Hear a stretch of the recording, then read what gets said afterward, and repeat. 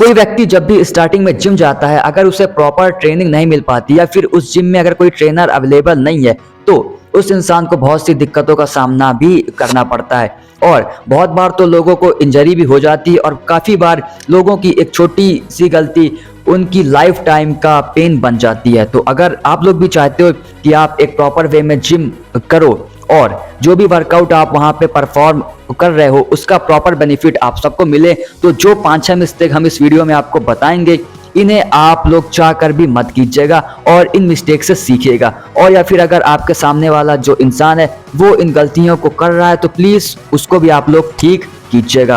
आप में से 90% लोग जब भी वर्कआउट के लिए जिम जाते होंगे या तो घर से ही अगर आप लोग वर्कआउट करते हो तो प्रोटीन तो ज़रूर लेते होंगे आप लोग वर्कआउट के पहले, चाहे तो वो शाम का वक्त हो चाहे तो सुबह का वक्त हो। अब ज़्यादातर लोग यहाँ पे प्रोटीन के फॉर्म में केला भी खाते हैं, पर एक चीज़ का आपको ध्यान रखना है कि केले को आपको विंटर के मौसम में बिल्कुल भी नहीं लेना है, क्योंकि जो केला होता है वो ठंडा होता है, इसीलिए जहां तक हो सके इसको विंटर के मौसम में बिल्कुल भी मत खाइएगा। पर आपको एक चीज़ का ध्यान रखना है कि प्रोटीन के रूप में अगर आप कुछ स्नैक लेते हैं, यानी कि कुछ हल्की फुल्की चीज़ें लेते हैं, तो आपको वर्कआउट के 45 मिनट से 60 मिनट के गैप के बीच में लेना है। और अगर आप कुछ हैवी मील लेते हो वर्कआउट के पहले तो फिर आपको 2 से ढाई घंटे का गैप देना ही देना है, क्योंकि आप जब भी प्रोटीन के रूप में जो भी खाते होगे वो जब तक अच्छे से डाइजेस्ट नहीं होगा तो आपको वर्कआउट के वक्त वो चीज़ें एनर्जी नहीं दे पाएंगी और आपको थोड़ी सी आलस भी महसूस हो सकती है। इसीलिए अगर आपने कुछ हैवी चीज़ें खाई हैं तो फिर आपको 2 से ढाई आवर्स का, और अगर आपने यहाँ पे कुछ स्नैक लिया तो फिर आपको अप्रॉक्सीमेटली 1 आवर का गैप तो देना ही देना है। सिर्फ शो ऑफ के चक्कर में आप सबसे बहुत बड़ी मिस्टेक हो जाती है और इस मिस्टेक का नाम है डेडलिफ्ट। अगर आप सबकी कैपेसिटी 100 kg तक उठाने की है और आप आसपास के लोगों में इंप्रेशन जमाने के लिए या फिर आपकी जो क्रश है वो आसपास है तो उसको दिखाने के लिए 150 kg या फिर 200 kg उठा लेते हो। आपने उठा लिया, ठीक है, पर आप सिर्फ इसके 2 से 3 रेपिटेशन ही लगा पाओगे और इस चीज़ का आप सबको 1% भी प्रॉफिट नहीं मिलने वाला, उल्टा आप सबको इंजरी आ सकती है, आपकी कोई सी भी नच में खिंचाव आ सकता है।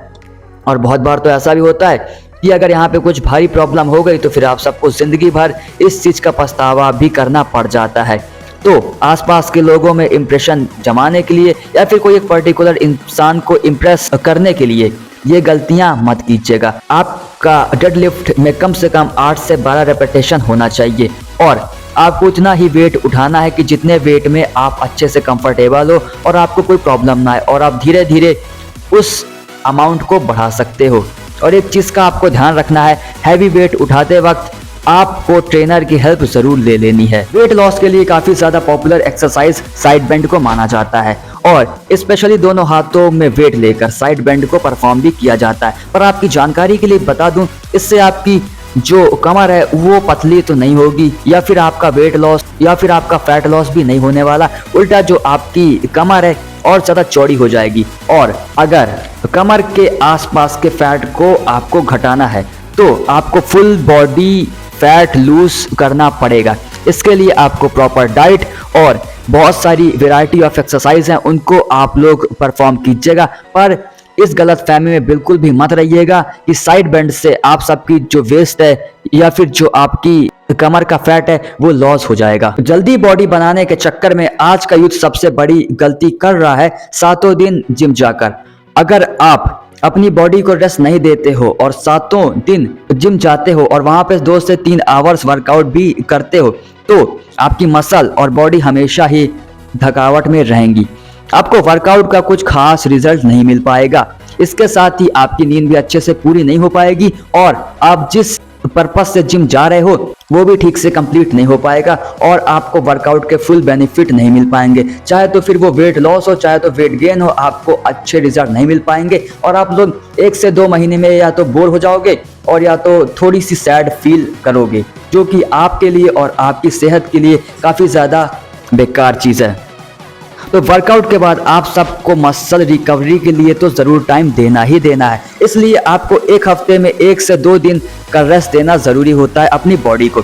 ऐसा ना करने पर आपकी नींद ठीक से पूरी नहीं होगी, जैसा कि मैंने ऑलरेडी बताया। तो आज से ओवर ट्रेनिंग आप लोग बंद कर दीजिए और अगर आप बिगिनर हो तो आप एक हफ्ते में 4 से 5 दिन ही वर्कआउट कीजिए और बाकी दिन बॉडी को रेस्ट दीजिए। फिर धीरे धीरे आप लोग इस चीज को बढ़ा सकते हो और 6 दिन भी जा सकते हो जिम। पर एक चीज का ध्यान रखना है कि 1 से 2 दिन का आपको रेस्ट देना जरूरी है। सबसे जरूरी और लास्ट चीज, अगर आपको बाइसेप्स बनाना हो या फिर आपको ट्राइसेप्स बनाना हो या फिर आपको एब्स बनाने हो, अगर आपने किसी भी एक्सरसाइज को फुल रेंज ऑफ मोशन के साथ नहीं किया तो मेरी मानिए आपको उस एक्सरसाइज का सिर्फ 20 से 30% ही बेनिफिट मिलने वाला है और ऐसे में आप लोग काफ़ी ज़्यादा निराश हो जाते हो। ये बातें भी मुझे पता है।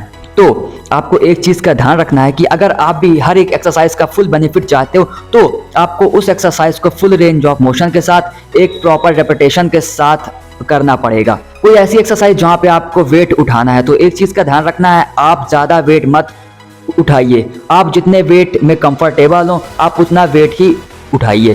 फिर उसके बाद ऐसी एक्सरसाइज जिसमें आपको कुछ वेट नहीं उठाना, जैसे कि या तो पुशअप या फिर स्क्वाट्स। तो इन एक्सरसाइजेस को भी आप लोग फुल रेंज ऑफ मोशन के साथ कीजिए ताकि इनका पूरा प्रॉफिट आपकी बॉडी को मिले। और एक चीज का ध्यान रखना है, आपका पोस्चर एकदम स्ट्रेट होना चाहिए, यानी कि जब भी आप कोई एक्सरसाइज को परफॉर्म कर रहे हो तो आपका पोस्चर एक प्रॉपर शेप में तो होना ही चाहिए। तो वीडियो यहाँ पे खत्म होती है। अब बस आपको ये बताना है कमेंट सेक्शन में कि कौन सी गलतियां थी जो आप लोगों ने की थी। और जैसा कि मैंने आपको स्टार्टिंग में भी कहा था, अगर इन गलतियों को कोई आपके सामने भी कर रहा है तो आप उस इंसान को जरूर ठीक कीजिएगा ताकि उसको फ्यूचर में कुछ दिक्कत ना आ सके।